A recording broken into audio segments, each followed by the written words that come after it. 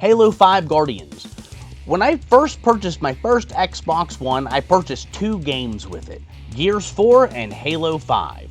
I played Halo 5 for, I would say all in all, about 2.5 hours before I said this game sucks and put the disc on the shelf to collect dust. I beat Halo 5 recently and beat it on Heroic, like I have every other Halo game. When I review a game, I play it for real on a decent, difficult setting. You watch Halo 5 reviews, you see all amazing scores, and I keep thinking, they played a different Halo 5 than I did.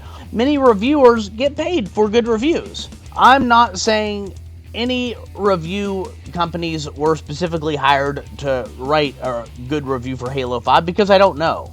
All I know is no one paid me, so I'm going to have to be forced to be honest, and that is always the plan anyway.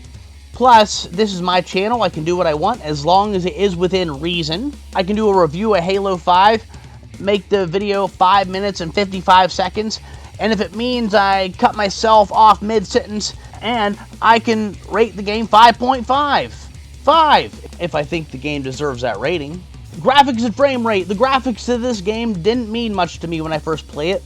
Like I said, I never made it past the beginning where it's all dark and I thought it didn't look very good.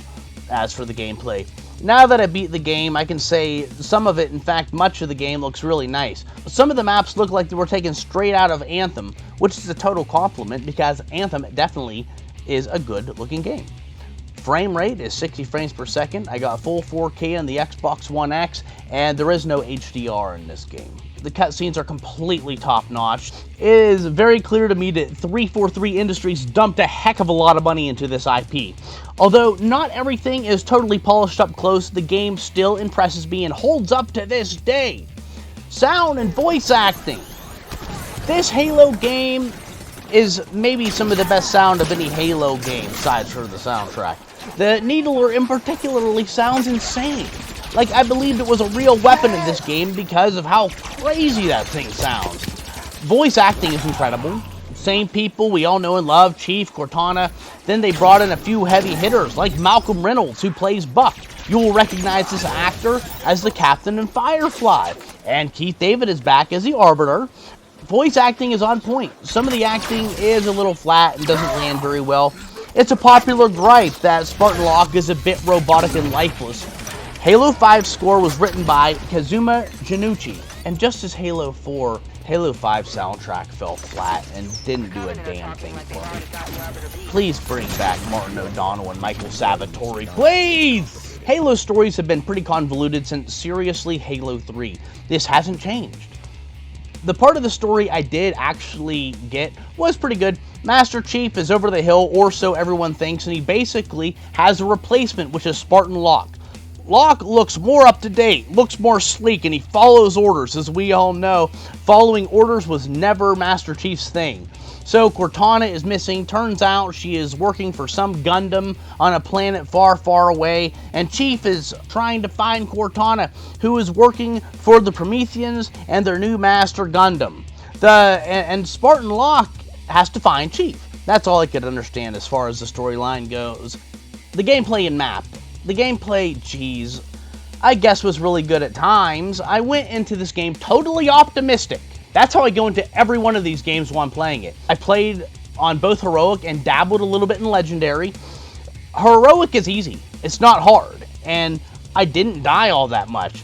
I fell a lot and died very few times. Legendary's horrible, in my opinion. You fall down every other damn second and it makes it for not a fun game at all. This falling over all the time crap sucks, and it didn't work for a Halo game. I don't even know how this game was tested for hundreds of hours without people speaking up about how much this doesn't work for a Halo game. I really hope they never do that again because it kind of ruins the game. And seriously, Legendary, forget about it.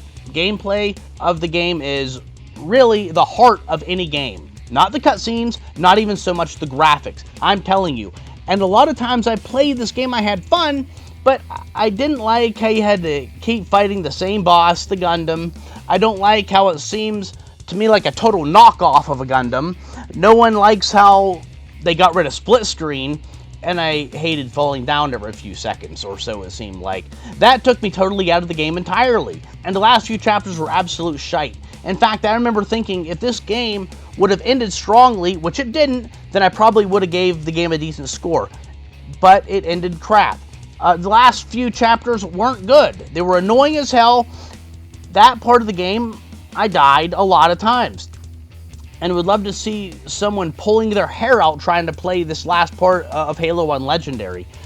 They say all is well that ends well. This game did not end well at all. It ended annoyingly. And I'm not even mad about how challenging the end of the game was. Halo 2 is a hell of a lot more challenging than this game, but in a really fun, rewarding, and thoughtful kind of way. It's like the developers gave up at the end and said, let's throw a bunch of bad guys at a player and make it challenging, and that's it. It had no heart. Halo 5 gets a 5.55, slightly higher than my rating of ODST, which I think it deserves. If you